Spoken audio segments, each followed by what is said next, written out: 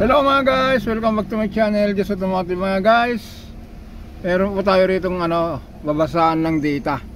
Kasi buong story po nito, bitak yung radiator. Ngayon papalitan natin ng bago, napalitan na natin. Yung temperature niya po almost kalahati na. Antayin natin na mag-automatic. Kasi dito naman sa scan po, walang mabasa. Kaya pupunta tayo ngayon dito sa data. Kasi ganito ginagawa ko mga guys, bago ko po idadiagnose, yun, check natin kung may check engine o wala. Ngayon kung wala naman po, pupunta tayo sa data. Yan, katulad nyan data.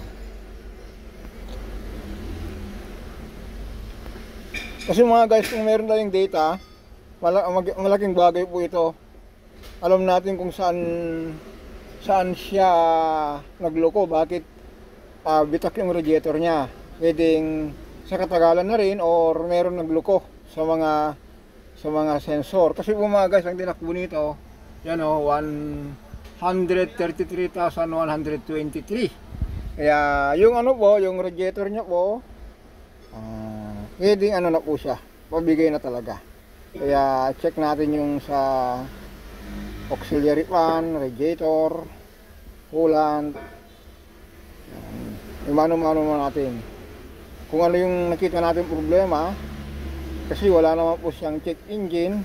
Kung may check engine sana, check natin yung mga sensor. Pero ngayon punta muna tayo sa fan, sa aircon. Sorry, napindot ko yan, mamaya po yan.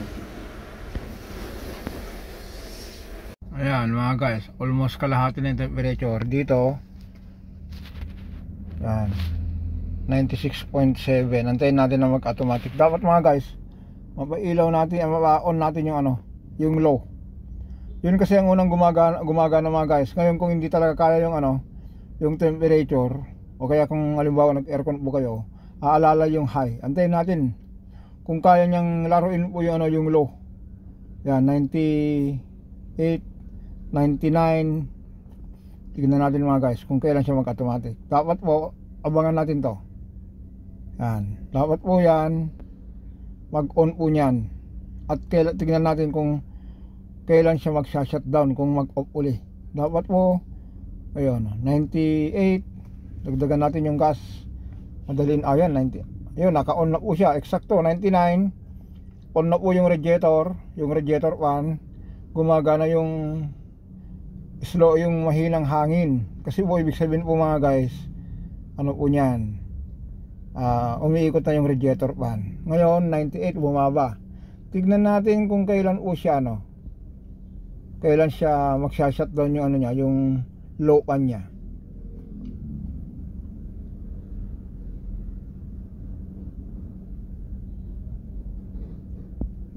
Yun, naka-off na wala. Uli. Antayin uli natin yan. Naakyat uli. Kasi ibig sabihin mga guys, maganda po yung yung cooling system po nito. Kasi yung interval niya po gumana. Pero kung ibig sabihin mga guys, tuloy-tuloy yung tuloy-tuloy po yung fan na ayaw po huminto. Ayaw bumaba yung temperature po. May problema to tayo sa pwedeng mayroong tama yung cylinder head, kakaroon ng ng bubbles, naglulos yung niya, yung meron pong compression na pumapasok sa water system. Kasi yun po yung cause ng overheat mga guys, lalo kung bumubula yung radiator. Yan, paakyat na naman sa 93. Tignan ulit natin. Ngayon subukan natin mag-aircon mga guys, kung gumagana yung dalawa, yung high at saka low.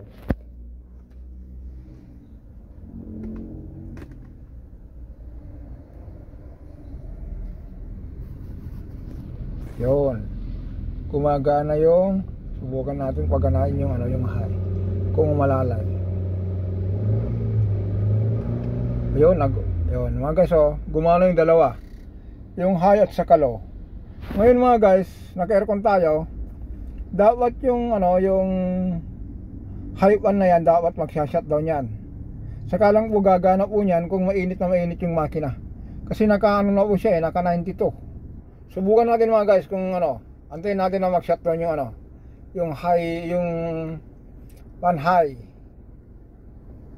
Subo gumagana po yun, gumagana yung dalawa na yan.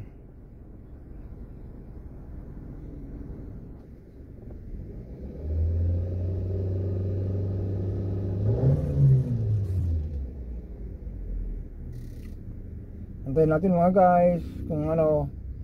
Ngayon mga guys, kung yung ano, yung radiator, yun nag-off. Ibig nakita nyo mga guys, off ulit siya. Pero itong low, naka-ano po siya,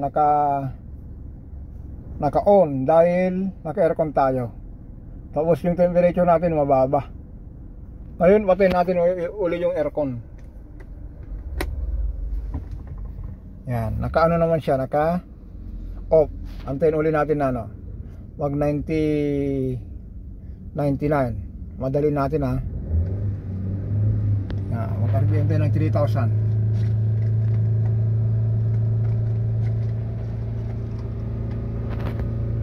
Yan. 90 ano.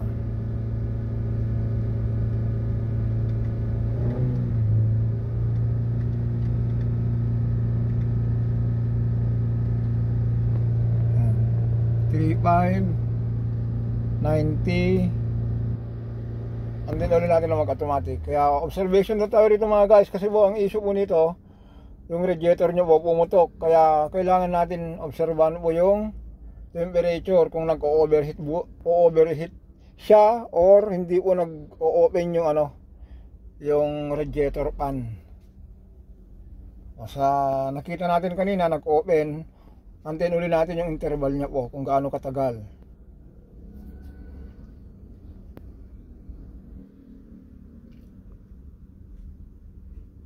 Oh, 95.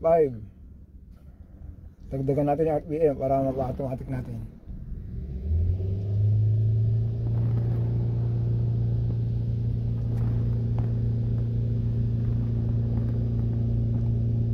Oh, 96. 97. Abangan natin ito mga guys. Itong one low.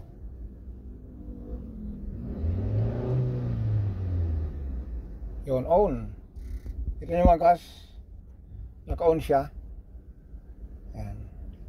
Mamaya po yan, kung bababa yung, ano, yung water temperature po niyan, mag-o-off din po niyan. Ibig sabihin po yan, maganda po yung ano, nagtatrabaho po yung thermostat na bago na nilagay natin, nagtatrabaho, naka-open na po siya. Kasi mga guys, minsan po, kung linagyan natin ng thermostat tapos hindi po mag-open po na, tuloy-tuloy po niyan. Yun na, naka-off na naman po niya. No? 90 ano po siya. Standard ano po, standard na temperature na po, 90, ito, 90. Tapos kung pataas 90, saka interval yung switch, sindi patay, sindi patay. Ibig sabihin mga guys, dun sa radiator po na ano, na ikinabit natin, dahil luma na rin po siya, pwedeng bumigay na po dahil sa katagalan. Kasi ang tinakbo niya po, yan 123,123. Tapos mga guys, ito ba ang ano natin dito? Katulad po nito, balik tayo. Yan, katulad po nito, mag aircon po tayo. Gumana po yung ano niya, yung low niya. Subukan natin paganahin yung high. Galitin natin yung makina. Yun, nag-high. Yun, gumana mga guys.